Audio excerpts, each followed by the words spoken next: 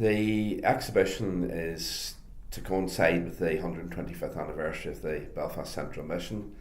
It's in Lynn Hall Library.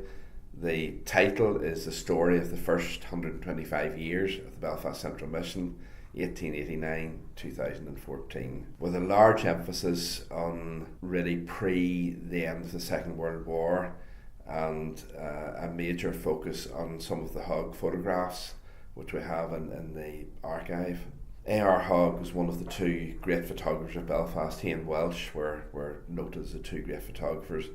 Hogg was in fact employed by the mission to take photographs for promotional purposes.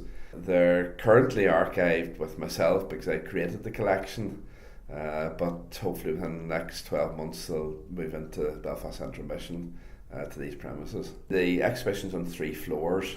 The ground floor is really giving a picture of what Belfast was like around the turn of the century.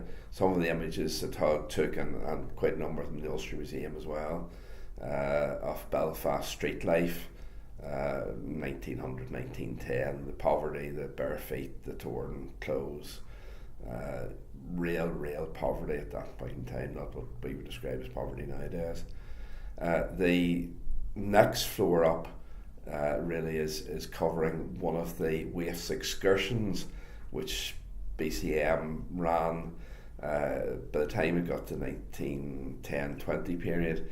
We were talking about taking 3,500 children away to the seaside. Third floor is sort of bringing it up to right up to the 60s, in fact, and some of the troubled shots. Well, it has evolved radically, because in the first phase it was very much evangelicalism, convert the people and that'll solve their problems for them.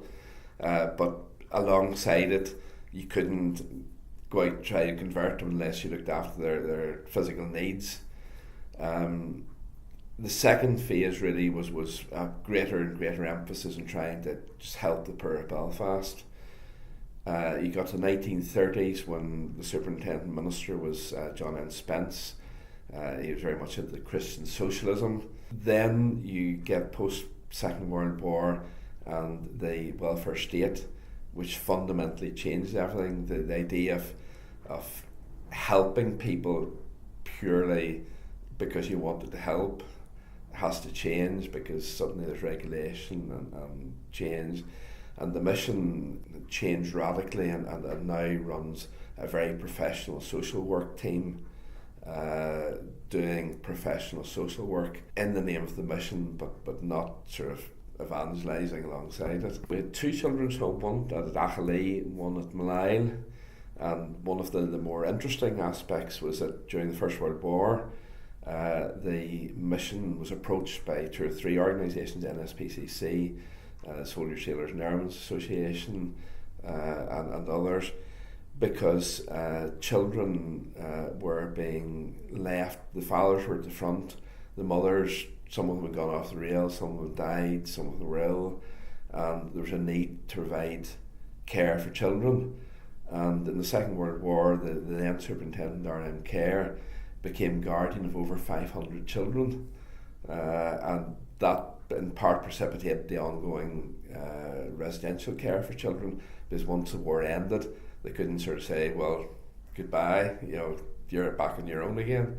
So they had to continue on with children's work. I was there one day about 10 days ago, and a businessman came in about lunchtime, and he was telling me he was in tears looking at the pictures on the ground floor just of the poverty of Belfast.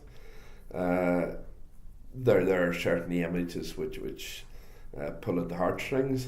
The exhibition runs to the end of November, and it will normally be manned, so people come in, if any questions or queries, they can leave it, and if the person on duty can't answer it, I'll certainly respond to them in due course.